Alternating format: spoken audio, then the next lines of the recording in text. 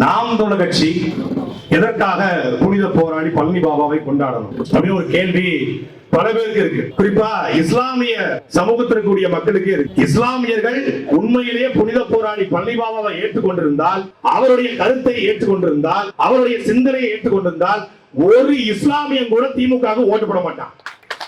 ஏனால் அவர் சாகும் நொடிவரை எடுத்து போராடியது ஜெயலலிதா நெஞ்சிலே மிதிக்கிற எதிரி.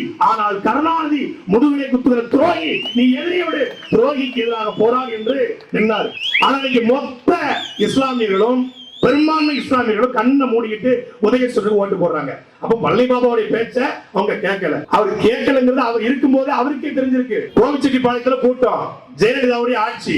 எதுக்கு புனித போராளி பழனி பாபா கொண்டாடுறோம்னா அதனாலதான் அவரை கொண்டாடுறோம். கோவிச்செட்டிப்பாளையத்துல கூட்டம், ஜெயலலிதாவுடைய ஆட்சி. ஏற்கனவே 134 வழக்கு, 126 முறை சிறை. அப்போ ஜெயில போட்டாலும் அடங்க மாட்டான், வழக்கு போட்டாலும் அடங்க மாட்டான். என்னதான் பண்றது? இவன் கூட்டத்துக்கு மக்கள் யாரும் போக கூடாது அம்மையா ஜெயலலிதா தடைய போடுறாங்க.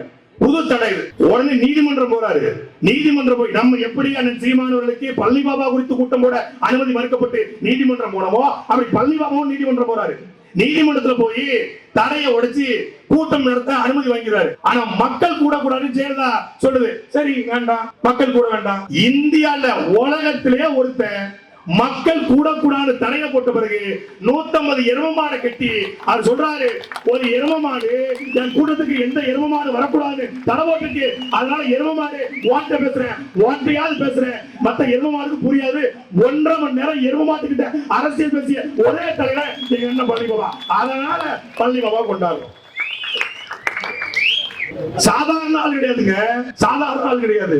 முட்டுக்கு முட்டு எதிர்முட்டு என்று 136 வழக்கு. இப்ப நம்ம வழக்கு போட என்ன பண்ணுவோம்? செந்தில் பாலாஜி கூட வழக்கு போட்டாங்க. இந்தியாவிலேயே அதிக சம்பளம் வாங்கக்கூடிய 1 ஹவருக்கு 25 லட்சம் ரூபாய் வாங்கக்கூடிய முகில் ரோகித்தை வச்சு வழக்குல ஜாமீன்ல வாய்ந்தபடி வந்தாங்க. 136 வழக்கு, 126 சிறை, 126 முறை ஜெயிலுக்கு போயும் அவரே அவருடைய வழக்குல வாதாடி வழிவந்த ஒரே தலைவன், எல்லா வழக்கையும் உரைத்த ஒரு தலைவன் அண்ணன் பழனி பாபா.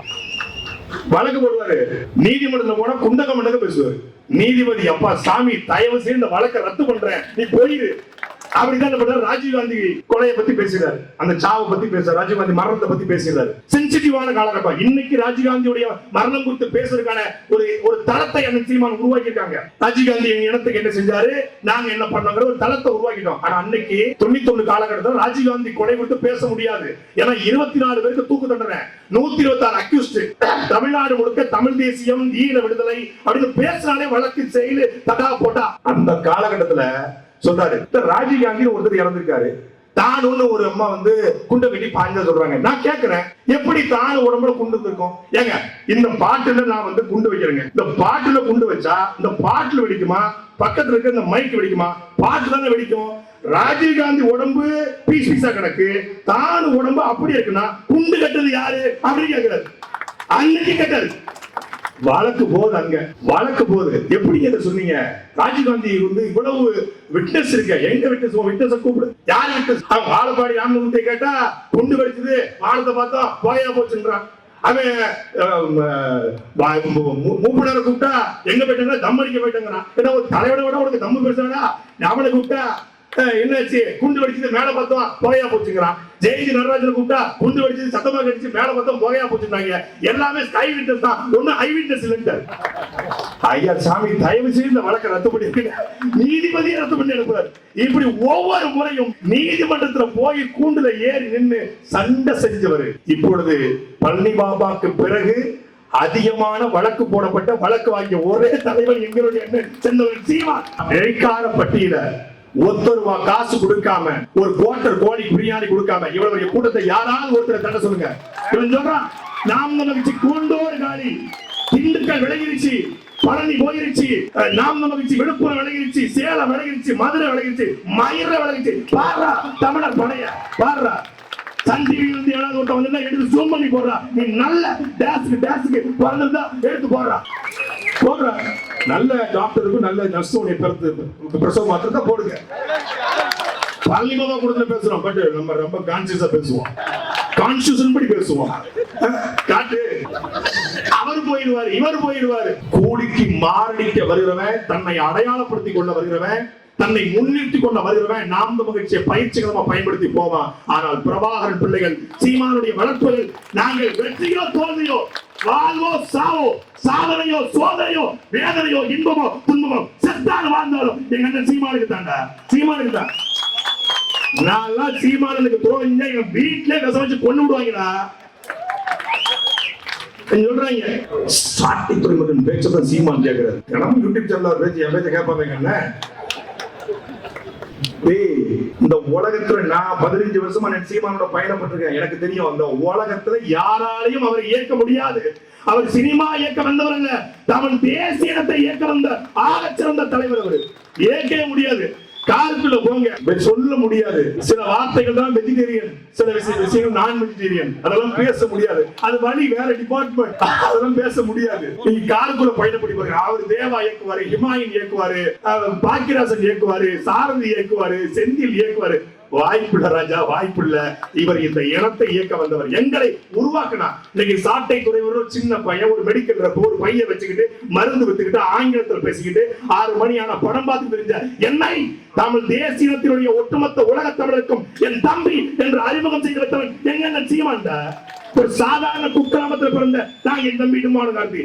கூகுள் மேப்ல இடமான ஊர் கிடையாது, லொகேஷன் கூட கூட வராது, திருவாரூர் வரைக்கும் தான் காட்டும். கூகுள் மேப்ல இல்லாத ஊர்களை சார்ந்து பிறந்து வந்த அரசியல்னா என்னன்னு தெரியாத மேடை, மைக்கு, ஸ்பீக்கர், தமிழ் தேசியம், தேசிய பாதுகாப்பு சட்டம், இறையாண்மை என்ற அந்த வார்த்தைகளே தெரியாது வளர்ந்த எங்களை அரசியல் படுத்தி, அறிவுப்படுத்தி, கண்ணியப்படுத்தி, கட்டுப்படுத்தி, ஒழுங்குபடுத்தி, நெறிப்படுத்தி வளர்த்துக் கொண்டிருக்கிற எங்களுடைய சீமான்.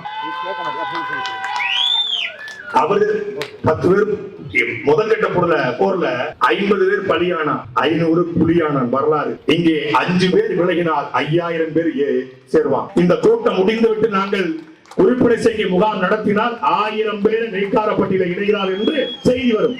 அதான் நாம் தமிழர் கட்சியினுடைய வளர்ச்சி. அப்போ ஒரு கால் புண்ணிச்சில, வன்மத்துல, பொறாமையில நாம் தமிழர் கட்சி வீழ்த்த நிற்கிறான். அப்படித்தான் பழனி பாபா அவருடைய கூட்டத்தை போட்டால் சீமான் பேசுகிற பேச்சில் இஸ்லாமியர்கள் எழுச்சி பெறுவார்கள். உண்மையான இஸ்லாமியர்களுக்கு அவன் போதிப்பான். மதிவான கூட சொன்னாங்க, எங்களுடைய எல்லோரும் சொன்னாங்க, ஏன் பழனி பாபா நாங்க கொண்டாடுறோம்? எல்லோரும் கூட்டம் முடிந்து போகும்போது இஸ்லாமிய சொந்தங்களை பாதுகாப்பாக போங்கன்னு சொல்லுவாங்க. ஒரு முறை கூட அவர் நடத்திய 13,000 கூட்டங்கள்ல இஸ்லாமிய சொந்தங்களே என்று சொன்னது கிடையாது. என்னுயிர் தமிழ் சொந்தங்களே என்றுதான் பேசியிருக்கிறார். நீங்கள் இஸ்லாமியரா இருந்தா உன்னை மதமா அடிப்பா, ஆனால் நீ தமிழனா நின்னா உன்னை ஒருபோதும் எவனாலும் வீழ்த்த முடியாது என்ற நாங்கள் பேசும் அரசியலை 20 ஆண்டுக்கு முன்பே பேசியவர் அண்ணன் பழனி பாபா. அதனால் அவரை கொண்டாடுகிறோம். அல் ஜிஹாத் என்றும், புனித போராளி என்றும், முக்குல முரசு என்றும் தமிழ் சமூகத்தை ஒற்றுமைப்படுத்த நினைத்தார். வன்னியர் பறையர் ஒற்றுமையை ஏற்படுத்தி, வன்னியர் பறையர் இஸ்லாமியர் ஒற்றுமையை ஏற்படுத்தினாரு. தேவரையும் தேவேந்திரையும் இணைப்பதற்குள்ள இறந்து போயிட்டாரு.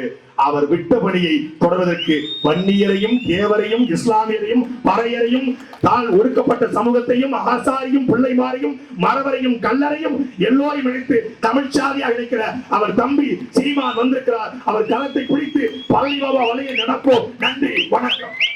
அடுத்தது